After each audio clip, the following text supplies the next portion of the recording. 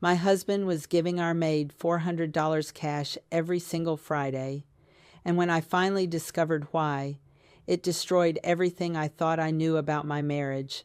We had built a comfortable life in the suburbs of Connecticut. My husband Mark and I had been married for 11 years. We lived in a beautiful 4-bedroom colonial with a 2-car garage and a backyard that backed up to a small stretch of woods. Mark worked as a senior accountant at a firm in Hartford. I was a teacher at the local middle school. We weren't rich by any means, but we were stable. We could afford vacations twice a year, nice dinners out on weekends, and yes, we could afford help around the house. That's where Rosa came in. Rosa was our housekeeper. She came every Friday morning at 9 and stayed until around 3 in the afternoon. She cleaned, did laundry, organized, and sometimes even prepared meals for the weekend. She was quiet, efficient, and honestly, I didn't think much about her beyond being grateful that I didn't have to spend my weekends scrubbing bathrooms. Rosa had been with us for about 3 years.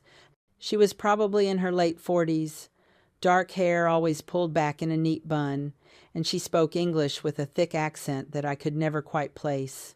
She never talked much about her personal life, and I never asked. It was a professional arrangement. She did her job. We paid her. That was it. Or so I thought. It was a Wednesday afternoon in late September when my entire world started to crack. I was home early from school because of a teacher development day. Mark didn't know I'd be home. I had texted him that morning, but he probably didn't see it. He was always buried in spreadsheets and client calls. I pulled into the driveway around 2 in the afternoon, grabbed my bag, and walked into the house through the garage entrance. The house was quiet. I kicked off my shoes in the mudroom and was about to head upstairs when I heard voices coming from Mark's home office. The door was slightly open. I could hear Mark talking, and then I heard Rosa's voice. Rosa never came on Wednesdays. She only came on Fridays. My first thought was that maybe she needed to switch her day this week. Maybe she had an appointment or something. But then I heard Mark say something that made me freeze in place.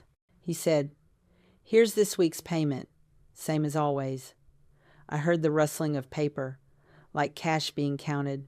Then Rosa said something I couldn't quite make out, but her tone was grateful, almost emotional. Mark said, "Just make sure no one knows about this, especially not Sarah." Sarah, that's me. My heart started pounding. I stood there in the hallway, barely breathing, trying to understand what I was hearing. Why would Mark be giving Rosa money in secret? Why would he specifically tell her not to let me know? I backed away slowly, went back to the garage, got in my car, and sat there for a full 10 minutes, my hands shaking on the steering wheel. I didn't know what to think. Was my husband having an affair with our maid? Was he paying her for something else? Was she blackmailing him? I waited until I saw Rosa's old Honda pull out of the driveway. Then I waited another 5 minutes before going back inside. Mark was in the kitchen making coffee when I walked in. He looked up and smiled, surprised. "Hey, babe, I didn't know you were coming home early." I forced a smile. "Yeah, teacher development day. How was your day?" He shrugged. "Same old stuff. Conference calls and spreadsheets. You know how it is." I nodded, trying to keep my voice steady. "Did Rosa come by today? I thought she only came on Fridays." Mark's face didn't change, but I saw something flicker in his eyes. Just for a second. "Oh, yeah. She needed to switch days this week. She had a doctor's appointment on Friday." He said it so casually, so smoothly, that if I hadn't heard what I heard, I would have believed him completely. But I had heard, and now I knew he was lying to my face. That night I couldn't sleep. I lay next to Mark in our bed, listening to him breathe, and I felt like I was sleeping next to a stranger. What was he hiding? Why was he giving Rosa money in secret? And how long had this been going on? The next morning I decided I needed answers. I waited until Mark left for work, and then I went straight to his home office. I felt like a criminal, like I was violating some sacred trust, but he had violated it first by lying to me. I started with his desk drawers. Files, pens, old receipts, nothing unusual. Then I checked his filing cabinet. That's where I found the bank statements. Mark had always handled our finances. I trusted him completely. I never questioned it. But now, as I flipped through the statements from our joint checking account, I started to see a pattern. Every Friday, for the past 3 years, there was a cash withdrawal of $400. Every single Friday. Like clockwork, $400. I sat down in his desk chair staring at the numbers. Our arrangement with Rosa was that we paid her $150 every Friday for her cleaning services. We paid her by check. I had seen those checks. I had signed some of them myself. But these cash withdrawals were separate. $400 every week. That was $1,600 a month. Almost $20,000 a year. For 3 years. I did the math in my head. $60,000. Mark had been secretly withdrawing $60,000 over 3 years and giving it to Rosa, and I had no idea. I felt sick. I actually had to run to the bathroom because I thought I was going to throw up. When I came back to the office, I sat down and tried to think logically. There had to be an explanation. Maybe Rosa was doing extra work for us that I didn't know about. But what kind of extra work could possibly be worth $400 a week in cash? Maybe she was in trouble and Mark was helping her out. But why wouldn't he tell me? We were married. We made financial decisions together.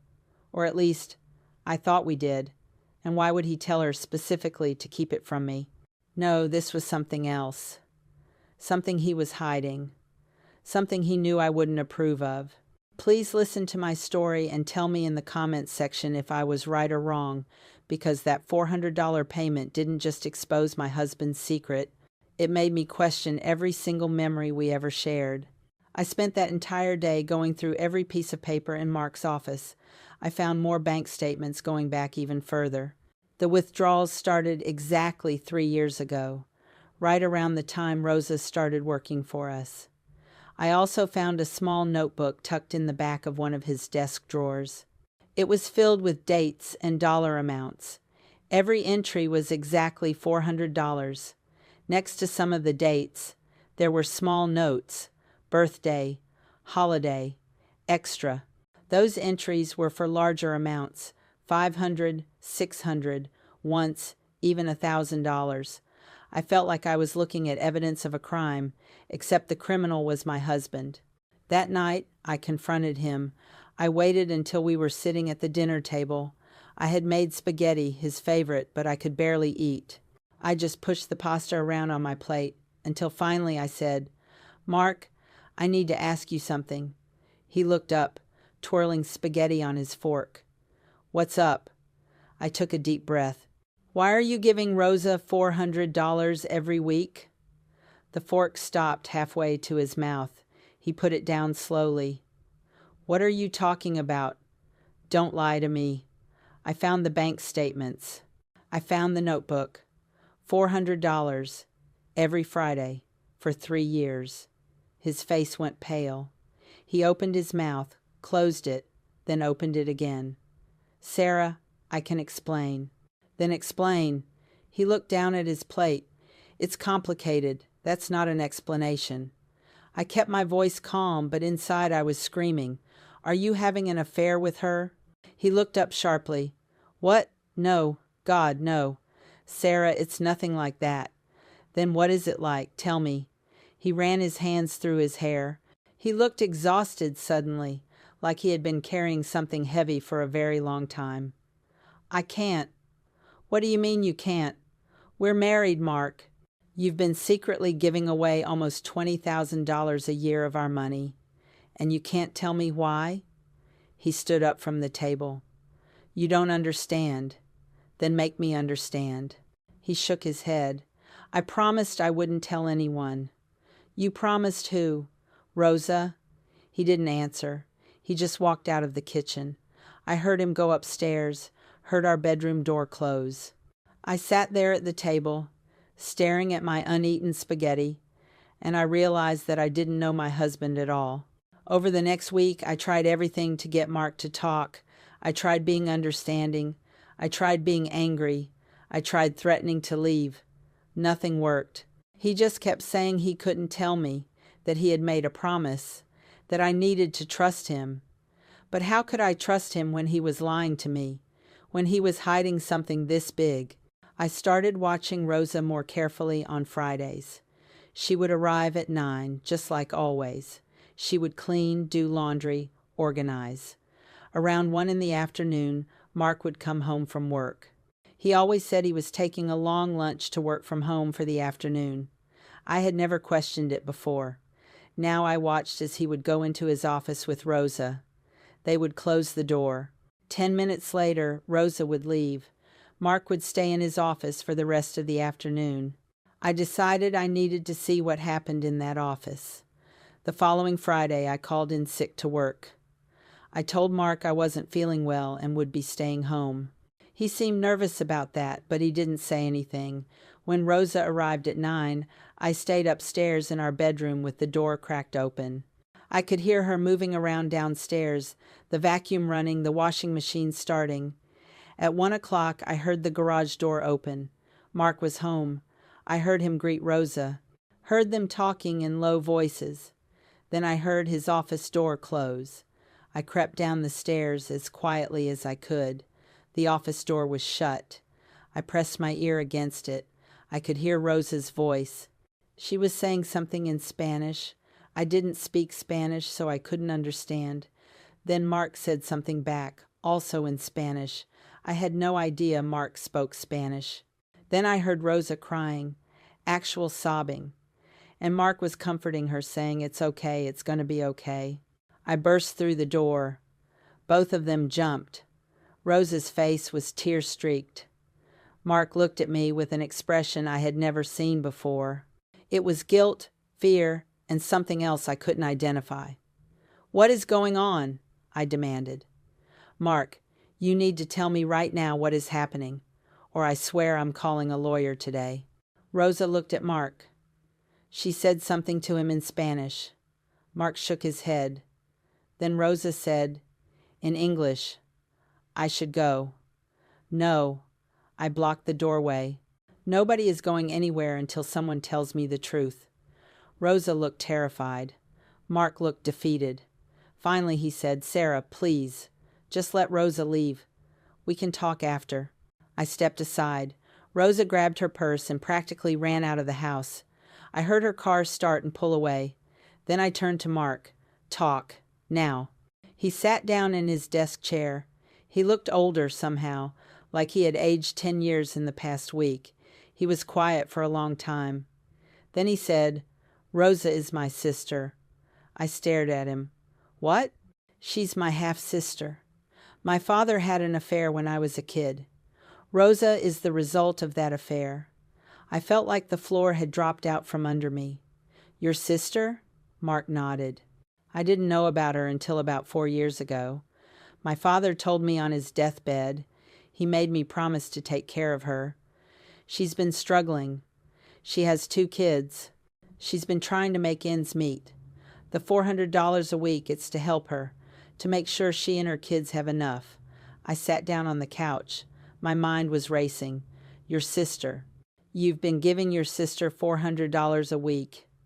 "Yes." "Why didn't you tell me?" He looked down. "Because I was ashamed. My father had an affair. He had a whole other child that he never acknowledged. When he told me about Rosa, he made me swear not to tell anyone in the family. He didn't want my mother to know. He didn't want anyone to know. He just wanted me to help her quietly." "So you hired her as our maid?" Mark shook his head. "No, that was her idea. She didn't want charity. She wanted to work. When I found her, she was working 3 different cleaning jobs just to pay rent. I offered to just give her money, but she refused. She has pride. So we came up with this arrangement. She works for us on Fridays, and I pay her for that. But then I also give her the extra $400 to help with her kids, her rent, her bills. I tried to process this. So the whole time she's been cleaning our house, she's been your sister, And I had no idea. He nodded. I wanted to tell you. So many times I almost did, but I had promised my father. And then the longer it went on, the harder it became. I didn't know how to explain why I had been lying for so long. I stood up. I felt dizzy. I need air. I walked out of the office, out of the house, and I just walked around the neighborhood for an hour, trying to wrap my head around what Mark had just told me. When I came back, Mark was sitting on the front porch steps, waiting. I sat down next to him. We sat in silence for a few minutes. Then I said, "You know what hurts the most? It's not the money. It's not even that Rosa is your sister. It's that you didn't trust me enough to tell me. You lied to me for 3 years." Mark's voice was thick. "I know. I'm sorry. I don't know if sorry is enough." He nodded. "I understand." I looked at him. "I need to meet her. Really meet her. Not as our maid, but as your sister. And I need to hear her side of this." The next day, Mark arranged for Rosa to come over on a Saturday. It was awkward at first. Rosa seemed terrified that I was going to be angry at her, but I wasn't. She was just trying to survive. We sat in the living room, the 3 of us, and Rosa told me her story. She told me about growing up in New Jersey, raised by a single mother who worked 2 jobs. She told me about how her mother would sometimes point out a man in a nice car and say, "That's your father, but he can't know you." She told me about the shame she felt, about being a secret, about not being good enough to be acknowledged. She told me about her own struggles, her marriage to a man who left her with 2 kids and nothing else. She told me about finding Mark 4 years ago, after their father died. She told me about Mark's kindness, about how he had helped her when no one else would. By the time she finished, I was crying, not because I was sad, but because I was angry. Angry at Mark's father for creating this mess, angry at Mark for not trusting me, but also grateful that Mark had helped her, even if he had done it in secret. Over the next few weeks, I got to know Rosa as a person, not just as our housekeeper. I met her kids, 2 sweet boys aged 8 and 10. I learned that she had been putting the money Mark gave her toward their education, saving every penny she could so they could go to college someday. She was a good mother, a good person, and she was family. Mark's family, which meant she was my family too. I suggested that we tell Mark's mother, his siblings. Mark was terrified of that. He said it would destroy his mother to know about his father's affair. But I convinced him that secrets only cause more pain. The truth, no matter how ugly, was better than living a lie. So we told them. It went about as badly as you would expect. Mark's mother was devastated. His 2 siblings were angry. There were accusations, tears, and a lot of shouting. Mark's older brother called him a traitor for helping Rosa instead of telling the family. His sister called Rosa horrible names and said she was just after money. It was a disaster. For months, Mark's family wouldn't talk to us. Holidays were canceled. Family gatherings were off the table. Mark fell into a depression. He blamed himself for everything. For not telling me sooner, for telling his family at all, for the affair his father had that started all of this. I tried to be supportive, but I was dealing with my own feelings. I felt betrayed, even though I understood why Mark had lied. I felt like our entire marriage had been built on a foundation of secrets, and I didn't know if we could come back from that. Now this is where I did something that I want you to advise me if I was right or wrong. I hired a private detective, not to follow Mark or Rosa. I believed their story, but I wanted to know if there was more, if there were other secrets Mark was keeping from me, if the $400 a week was just the tip of the iceberg. The detective's name was Angela. She was a middle-aged woman with sharp eyes and a no-nonsense attitude. She charged me $2,000 up front and said she would dig into Mark's finances, his communications, everything. I felt guilty doing it. I felt like I was betraying Mark the same way he had betrayed me, but I needed to know. I needed to be sure there was nothing else. Angela worked for 2 weeks. Then she called me and asked to meet at a coffee shop downtown. I drove there on a Tuesday morning, my stomach in knots. Angela was waiting in a corner booth with a manila folder in front of her. I sat down across from her. She slid the folder toward me. "You're not going to like this." I opened the folder. Inside were bank statements, printed emails, and transaction records. Angela explained what I was looking at. In addition to the $400 a week for Rosa, Mark had been making other payments. Smaller amounts, but still significant. $50 here, $100 there. They were going to various people. Angela had tracked them down. One was a cousin who was struggling with medical bills. Another was an old college friend who had lost his job. Another was a woman Mark had gone to high school with who was going through a messy divorce. I looked up at Angela.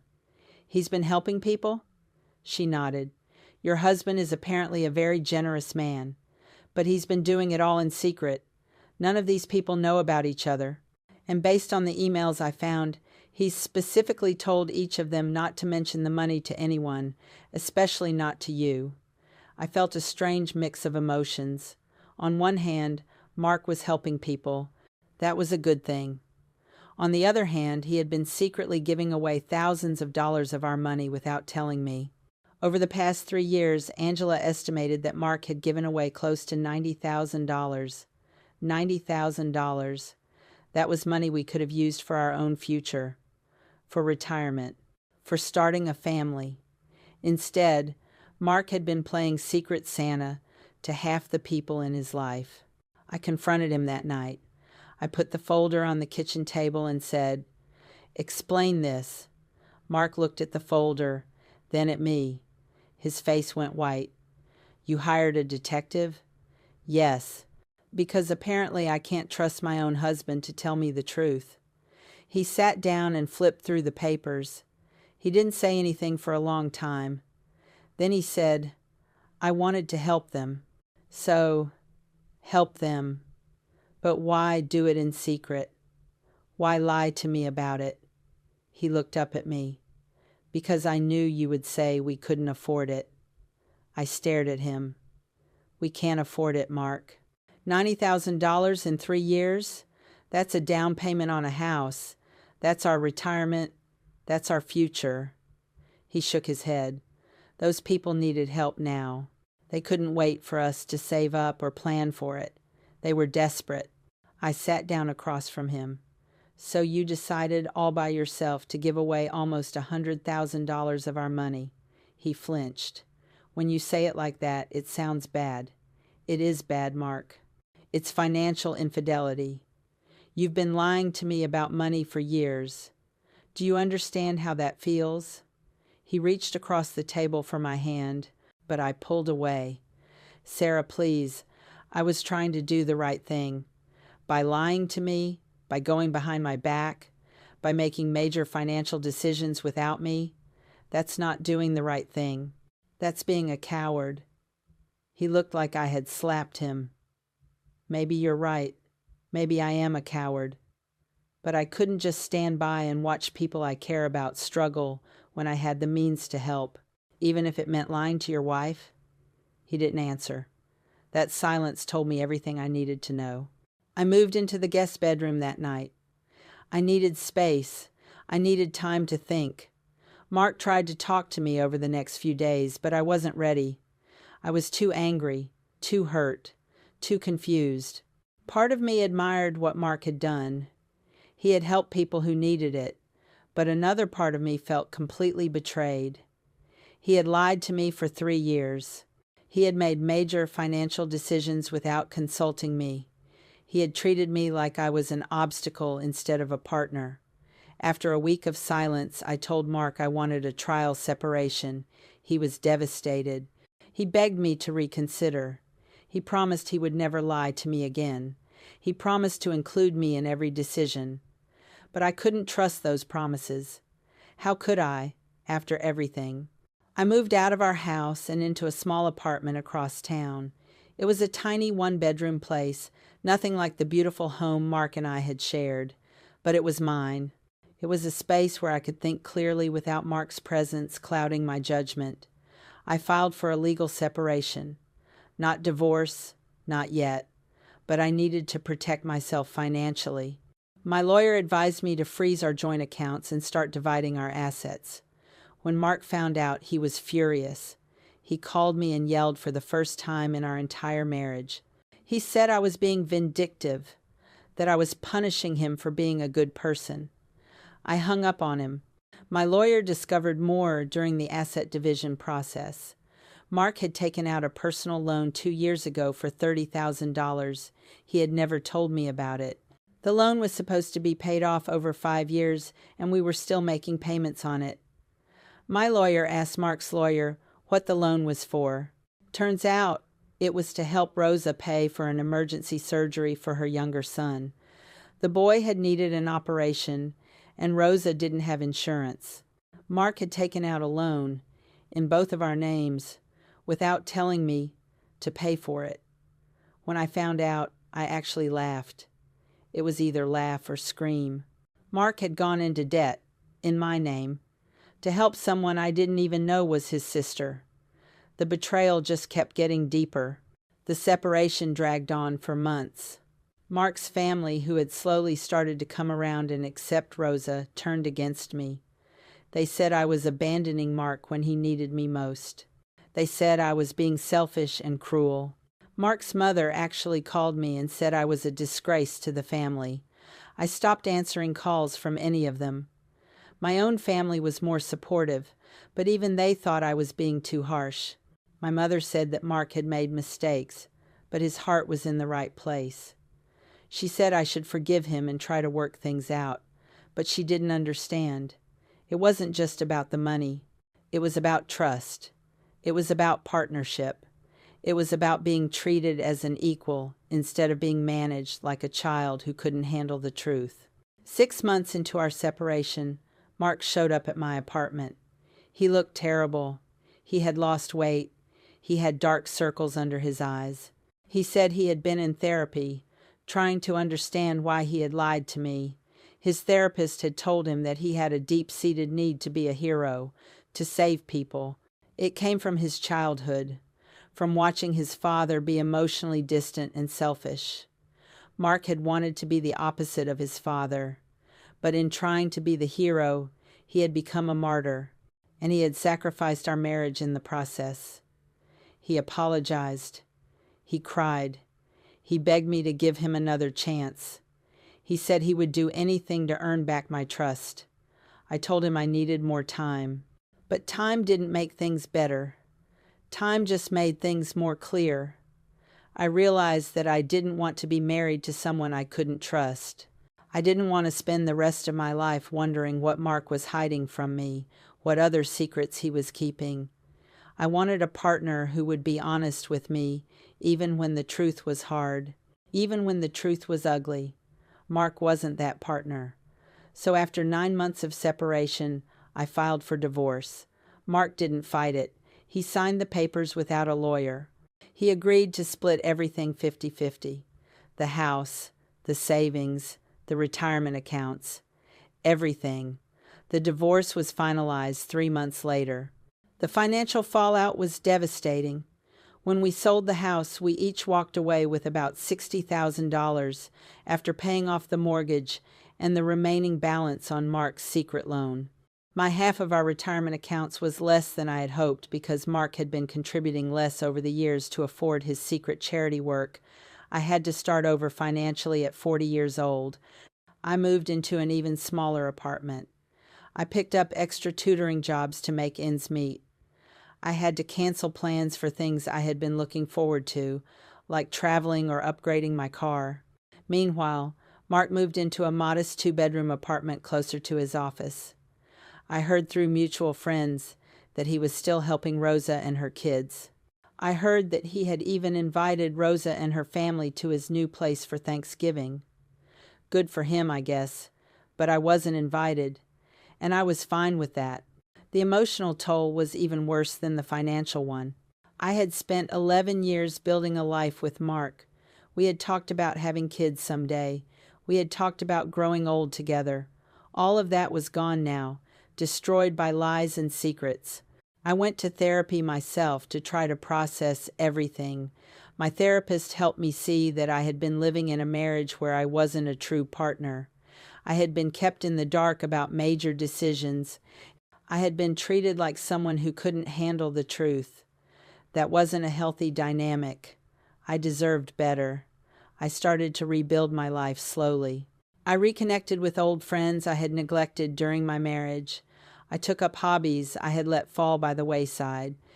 I even started dating again, though that was terrifying after being with the same person for over a decade. One day, about a year after the divorce was finalized, I ran into Rosa at the grocery store. It was awkward. She looked at me with sad eyes and said she was sorry about everything. I told her it wasn't her fault. She didn't ask Mark to lie to me. She didn't force him to keep secrets. She was just trying to take care of her kids. I actually meant it. I didn't blame Rosa. I blamed Mark. And I blamed myself for not seeing the signs sooner. Rosa told me that Mark was doing well. He had been promoted at work. He had paid off all his debts. He was still helping her, but now he was being smarter about it. He had set up a college fund for her boys. He was teaching her about financial planning. He was trying to help her become independent so she wouldn't need his money forever. I was happy for them, genuinely, but it also made me sad. Why couldn't Mark have done all of that while being honest with me? Why did he have to lie? I asked Rosa that question. She looked down at her shopping cart. She said, "I think Mark was afraid you would judge him, judge his father, judge our family. He wanted to protect you from the mess." I shook my head. But I was already part of the mess. I was his wife. He should have trusted me. Rosa nodded. "You are right. He should have. But fear makes people do stupid things." We said goodbye, and I watched her walk away. I stood there in the cereal aisle, holding a box of granola, and I felt a sense of closure I hadn't felt before. Mark hadn't lied to me because he didn't love me. He had lied because he was scared. That didn't make it right, but it made it understandable. And understanding was the first step toward letting go of the anger I had been carrying for so long. 2 years after the divorce, I'm in a much better place. I'm dating someone new, a kind man who communicates openly and honestly. We've only been together for 6 months, but I already feel more respected and valued than I did in years of marriage to Mark. I've rebuilt my finances. I've even started saving for a down payment on a small condo. My life isn't what I thought it would be at this age, but it's mine. And it's built on truth, not secrets. I heard that Mark got engaged last year. I don't know who the woman is, and I don't want to know. I hope he's learned his lesson. I hope he's being honest with her. I hope he's treating her like a partner. But that's not my concern anymore. My concern is my own happiness, my own future. Looking back, I can see now that the $400 every Friday was never really about the money. It was about control. It was about Mark deciding what I could and couldn't handle. It was about him playing the hero while keeping me in the dark. And that's not a marriage. That's not a partnership. Some people have told me I was too harsh, that I should have forgiven Mark and worked through it, that marriage is about weathering storms together. Maybe they're right. Maybe I gave up too easily. But I don't think so. I think I stood up for myself. I think I demanded honesty and respect. And when I didn't get it, I walked away. That took courage. It took strength. And I'm proud of myself for that. The house we built together was sold to a young couple with a new baby. I drove by it once, about 6 months after they moved in. They had painted the front door a cheerful yellow. They had planted flowers in the beds I used to tend. They had made it their own. It wasn't my house anymore. It wasn't my life anymore, and that was okay. I had learned an important lesson through all of this. You can't build a life with someone who won't be honest with you. You can't create a future with someone who keeps secrets. Trust is the foundation of everything, and once it's broken, it's almost impossible to repair. Mark tried to reach out a few times over the years. Birthday texts, holiday emails. I responded politely but kept my distance. There was no point in staying connected. We had both moved on. We were both building new lives. The past was the past, but I'll never forget what I learned from those $400 payments every Friday. I learned that even people you love and trust can lie to you. I learned that good intentions don't excuse bad behavior. I learned that financial infidelity is just as damaging as any other kind of betrayal. And I learned that sometimes the kindest thing you can do for yourself is walk away. I also learned something about myself through all of this. I learned that I'm stronger than I thought. I learned that I can survive loss and betrayal. I learned that I can rebuild my life from scratch. I learned that I don't need someone else to complete me or define me. I am enough on my own. That's a powerful realization. It's a freeing realization. And it's something I never would have discovered if I had stayed in a marriage built on lies. So in a strange way, I'm grateful for those $400 payments. They exposed the truth. They forced me to confront reality. They pushed me to demand better for myself. They changed my life. Not in the way I would have chosen, but in the way I needed. People often ask me if I regret marrying Mark. I don't. We had good years together. We had happy memories. We built something beautiful, even if it didn't last. But I do regret not asking more questions sooner. I regret trusting blindly instead of verifying. I regret letting Mark handle all the finances without my input. I regret not being more involved in our financial life. Those were mistakes on my part, mistakes I won't repeat in future relationships. I'm more careful now, more aware, more skeptical. Some people might say I'm jaded, maybe I am, but I prefer to think of it as wise. The truth about the $400 changed everything. It revealed a pattern of deception that went far deeper than I could have imagined. It showed me that the man I had married was not the man I thought he was. And it forced me to make a choice: stay and accept a marriage built on secrets, or leave and build a life based on honesty. I chose honesty. I chose myself. I chose truth. And I would make that choice again, every single time. Because at the end of the day, you have to be able to look at yourself in the mirror and respect the person looking back at you. I can do that now. I couldn't do that when I was living a lie. The cost of discovering the truth was high. It cost me my marriage.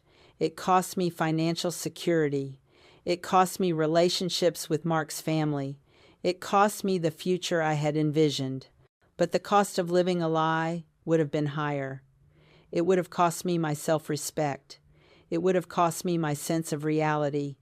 It would have cost me my ability to trust anyone, including myself. So yes, the $400 every Friday destroyed my marriage. But it also saved me.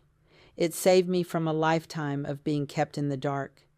It saved me from a partnership that was never truly equal. It saved me from a future built on deception. And for that, I'm grateful. I think about Rosa sometimes. I wonder how she's doing. I wonder if her boys made it to college. I wonder if she's still cleaning houses, or if she found something better. I hope she's happy. I hope she's thriving. I hope Mark's help actually made a difference in her life. Because if there's one good thing that came out of all of this, it's that Rosa and her kids got the support they needed. They were innocent in all of this. They didn't ask to be born into a complicated situation. They didn't ask for their father to abandon them or for their grandfather to deny their existence. They were just trying to survive. And Mark helped them do that. I can respect that, even if I can't respect the way he did it. As for Mark's father, the man who started all of this with his affair, I hope he's resting uneasily wherever he is. He created a mess that affected multiple families across generations. He had a responsibility to Rosa and her mother, and he shirked it. He left his son to clean up his mistakes. He died without ever making things right. That's cowardice. That's selfishness. And in some ways, Mark inherited that. Not the affair or the abandonment, but the secrecy, the lying, the belief that he knew better than everyone else what was right. That's the legacy Mark's father left him, and it destroyed my marriage. I've thought a lot about what I could have done differently. Should I have been more understanding when Mark finally told me the truth about Rosa? Should I have been more forgiving about the money? Should I have given him more time to prove he could change? Maybe. But I also think about all the times Mark could have done things differently. He could have told me about Rosa from the beginning. He could have involved me in the decision to help her. He could have been honest about the money. He could have trusted me to understand.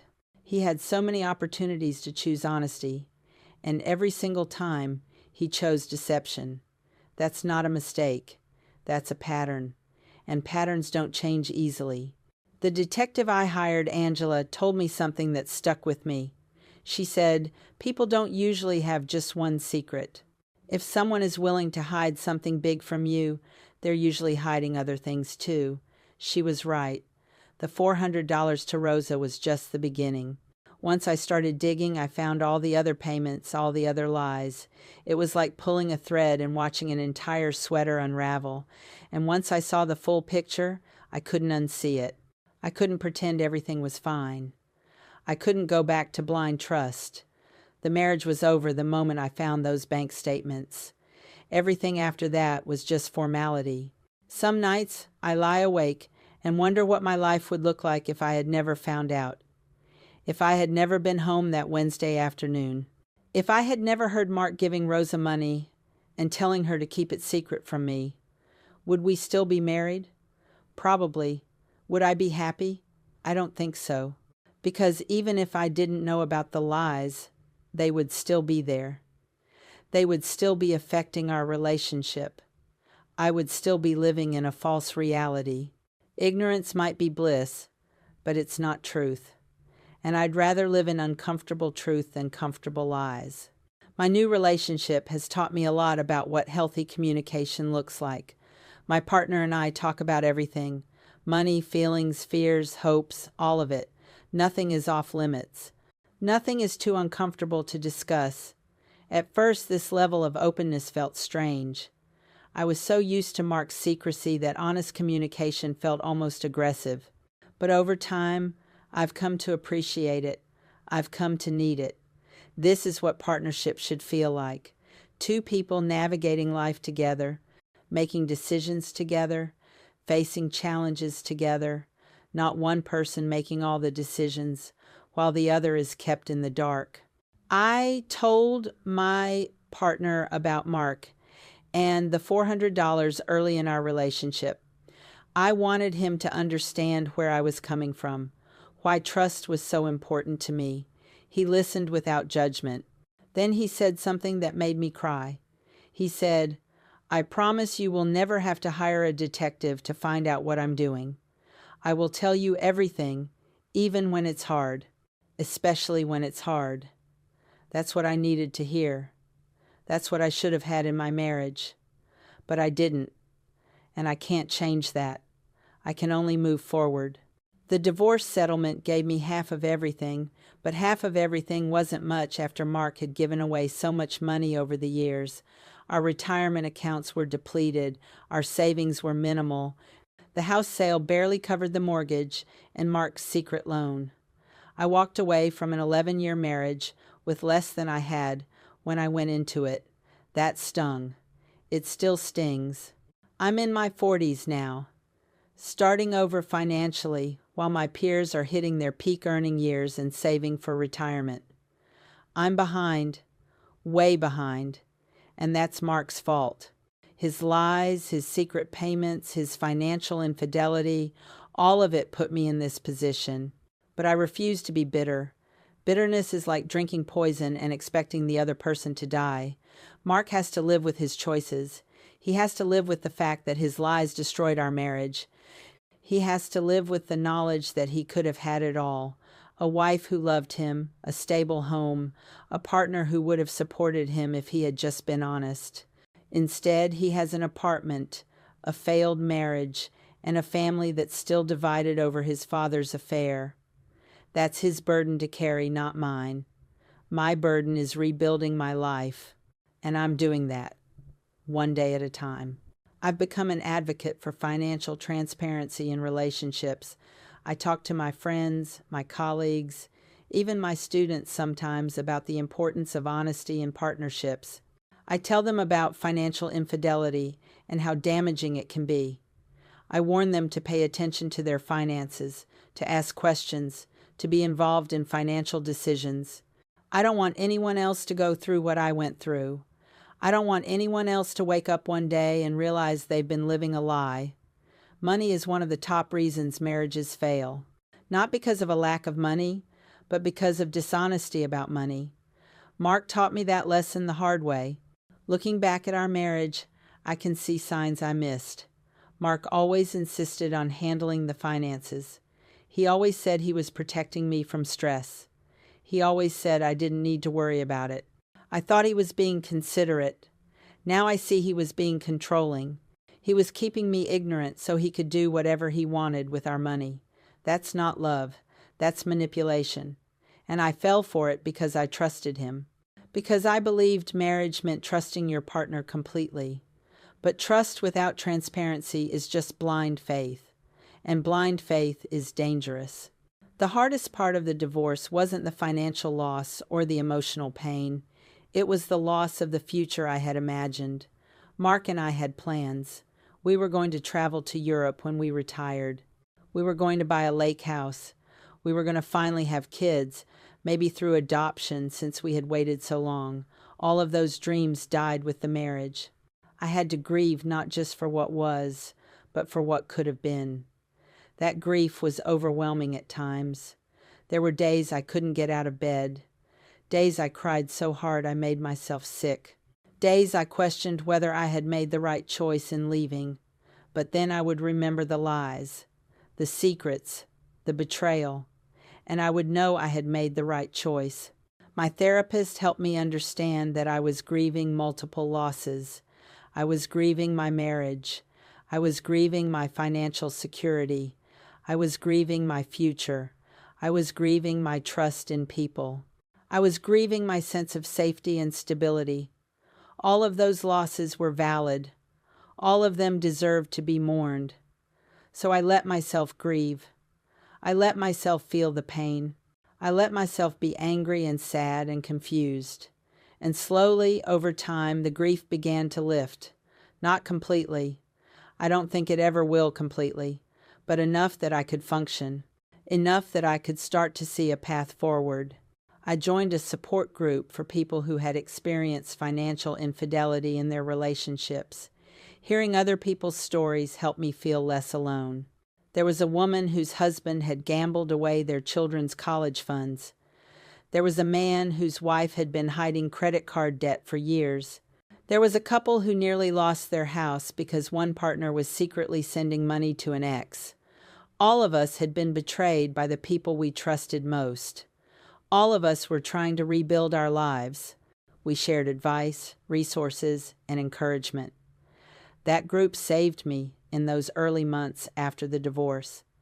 They understood in a way my friends and family couldn't. One thing I learned from the support group is that financial infidelity often isn't really about the money.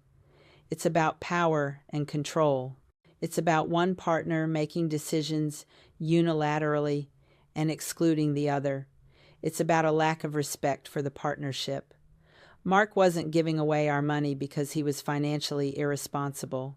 He was giving it away because he believed he had the right to make that decision without me. He believed his judgment was superior to mine. He believed I couldn't handle the truth. That's deeply disrespectful. That's not how you treat a partner. That's how you treat a child. I wish I could say I've completely moved on and that I never think about Mark or the $400 anymore, but that would be a lie. I think about it often. I think about it every time I check my bank account and see how little is there. I think about it every time I have to say no to something I want because I can't afford it. I think about it every time I meet someone new and feel that instinct to trust them completely, followed immediately by the fear that they're hiding something. Mark's lies changed me. They made me more cautious, more skeptical, more guarded. I'm working on finding a balance between protecting myself and being open to new relationships. It's not easy. The worst part is that Mark probably thinks he was the good guy in all of this. He helped his sister. He helped his friends. He helped people in need. He sees himself as generous and kind. And maybe he is. But he's also a liar. He's also someone who broke his marriage vows. He's also someone who put his desire to be a hero above his commitment to his wife. Those things can both be true. People are complex. Mark isn't a villain, but he's not a hero either. He's just a flawed person who made terrible choices and destroyed his marriage in the process. If I could go back and talk to my younger self, the woman who married Mark 11 years ago, I would tell her to pay attention. I would tell her to ask questions. I would tell her to be involved in the finances. I would tell her to trust but verify. I would tell her that love isn't blind trust. Love is honest communication. Love is transparency. Love is making decisions together. I would tell her that if her partner is keeping secrets, no matter how good his reasons are, those secrets will eventually destroy the relationship. I would tell her to demand better, to expect better, to accept nothing less than complete honesty. But I can't go back. I can only move forward. And moving forward means learning from my mistakes. It means being wiser in my next relationship. It means protecting myself financially. It means never again allowing someone else to control information that affects my life. It means being an equal partner, not a passive participant. Mark taught me what I don't want in a relationship. Now I know exactly what I do want, and I won't settle for anything less. The $400 every Friday was never just about helping Rosa. It was a symbol of everything that was wrong in my marriage. It was a symbol of secrets and lies. It was a symbol of inequality and disrespect. It was a symbol of a partnership that was never truly a partnership at all. When I discovered those payments, I didn't just discover a financial secret. I discovered the truth about my marriage. And once I saw that truth, I couldn't unsee it. I couldn't pretend. I couldn't go back. I could only move forward into an uncertain future, alone but free. People ask me if I would do anything differently. The answer is complicated. Would I have left Mark sooner if I had known about the lies? Probably. Would I have been more involved in our finances from the beginning? Absolutely. Would I have insisted on complete transparency about money? Without question. But would I have married Mark in the first place, knowing what I know now? I honestly don't know. We had good years. We had happy times. We built something together, even if it was built on a faulty foundation. Those experiences shaped me. They taught me. They made me who I am today. So maybe I wouldn't change anything. Maybe everything happened exactly as it needed to happen. What I do know is that I'm grateful for where I am now. I'm grateful for my small apartment and my fresh start. I'm grateful for my new relationship and the honest communication we share. I'm grateful for the lessons I learned, even though they were painful. I'm grateful for the strength I discovered within myself. I'm grateful for my independence. I'm grateful that I chose truth over comfort. I'm grateful that I respected myself enough to walk away from a situation that was hurting me. That takes courage, and I'm proud of myself for having that courage. The story of the $400 is my story. It's a story of betrayal and discovery. It's a story of lies and truth. It's a story of a marriage that looked perfect from the outside but was rotting from the inside. It's a story of choosing yourself when choosing yourself feels impossible. It's a story of rebuilding after everything falls apart. It's a story of survival. And most importantly, it's a story of learning that trust is earned, not given. That honesty is non-negotiable. That partnership means making decisions together. and that sometimes the kindest thing you can do for yourself is walk away from someone you love. I don't hate Mark. I used to, in those early days after I discovered everything, but hate takes too much energy. Hate keeps you tied to the past. I've let go of the hate. I've let go of the anger. I've let go of the bitterness. What I haven't let go of is the lesson that you can't build a life with someone who won't be honest with you. The lesson that financial infidelity is real and devastating. The lesson that good intentions don't excuse bad behavior. The lesson that you are worthy of honesty and respect. Those lessons are carved into my soul now. They're part of who I am, and they'll guide me for the rest of my life. Please tell me in the comments section if I was right or wrong to finally hire a detective, because that $400 check didn't just expose my husband's secret. It cost him half of our retirement, turned his family against me, and left our life in such ruins that I had to sell the home we built together. And I'm sure he won't be inviting me to his new apartment warming party this year.